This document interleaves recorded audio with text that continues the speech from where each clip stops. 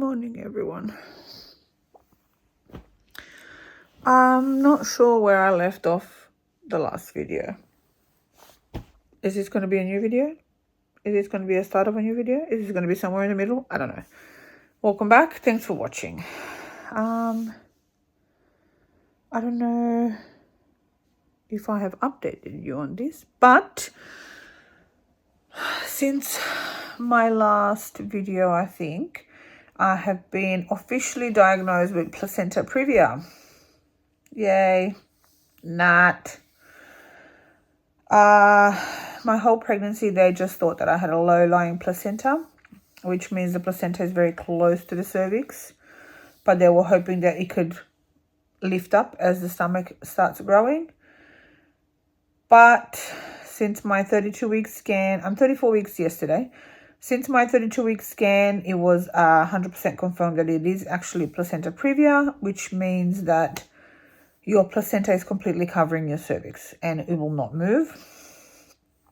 So basically that means that I now don't have an option anymore of having a natural birth. It means that I have to have a cesarean. And I really didn't want to have one. But what can you do, if that's the safest...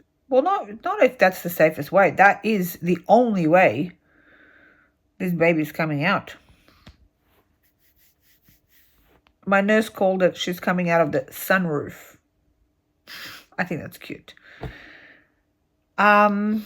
This could also explain all the bleeds that I've had, because placenta praevia, one of the symptoms is bright red bleeding, which I again had 2 nights ago. Yay. So on Friday, I had a pretty big bleed in the afternoon.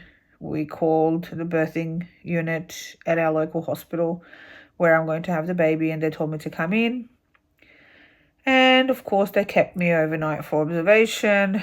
So this is the second stint in hospital and my 4th bleed. Another day, another cannula bruise. But what can I do? Oh, I look so tired. I haven't gotten out of bed yet. But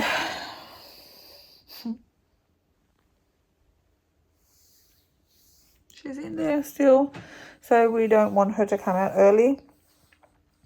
I think now every time that if I have a bleed, they'll keep me probably overnight for observation, which is okay. But it always seems to happen on a Friday. My last bleed was exactly 4 weeks ago.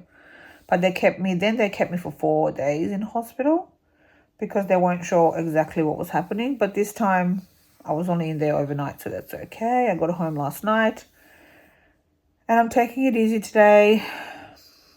Again, they reiterated. Is that the word? I think so. No lifting anything, no intercourse, no strenuous exercise, blah, blah, blah, which I'm not doing anyways. I'm lucky that Max is very, what's the word? Proactive. And he will do everything without me having to ask anything. He'll vacuum, he'll mop, he'll, do the laundry, he'll wash the dishes. So I don't strain too much. But, yeah, that's the update. Oh, my God, I look horrible. So, yeah, we have officially placenta praevia. Baby's happy in there. She's moving. Her heart rate's always good. I've got lots and lots of little pricks all over my stomach from my insulin for my gestational diabetes. I don't even know if last time I updated you guys that they've put me on insulin. Oh. So I'm on a slow release insulin at night. And then I check my sugar in the morning. Fasting sugar. So the first thing I do in the morning is I go to the loo and I wash my hands. And with water only, because you're not allowed to use any soap. And then I check my fasting sugar. And then I'm supposed to have my breakfast. And then I check my sugar 2 hours after eating breakfast.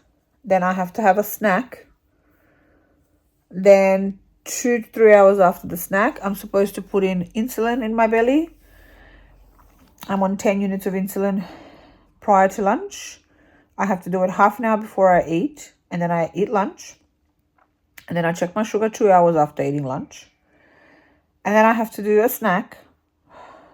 And then 2 to 3 hours after snack, I have to do insulin again, 10 units. And then half an hour after putting in the insulin for the dinner, I have to eat. And then 2 hours after eating, I have to check my sugar again. And then I have to have a snack. And around 10 o'clock at night, they call it the bedtime insulin, I have to put in my slow release one again for the morning. So yeah, it's been pretty full on. I have to, put the alarms on to check this and do this and prick this and insert this, and they make you you have to eat 6 times a day, and you have to have a certain number of carbs. You can't just eat whatever you want. For my snacks, for my main meals, breakfast, lunch and dinner, I'm allowed to have between 30 and 40 grams of carbs, 30 and 45 really. So I have to measure everything. I have to weigh or use cups or whatever. And then for my snacks, I'm allowed about 15 grams of carbs. So I have to make sure everything is on point. If I don't have enough carbs for lunch, for example, I've been getting into hypos, which is hypoglycemia, I think it's called, where your sugar drops too much. So I give myself the insulin, and then 2.5 hours after the insulin and after I've eaten, I get really low sugar and I start to get the shakes and the sweats and all that, the whole shebang. So they made sure that, I have to make sure that I put in enough carbs in my body at that point. Otherwise, my sugar will not be nice. But yeah, that's the update for now. So I've got my first doctor's appointment on Tuesday. So now I have been reclassified as a high-risk pregnancy because of the placenta praevia. So on Tuesday, I'm seeing my new schedule, I think, the doctors, and they should book me in for my cesarean. But I'll update you after the doctors. Bye.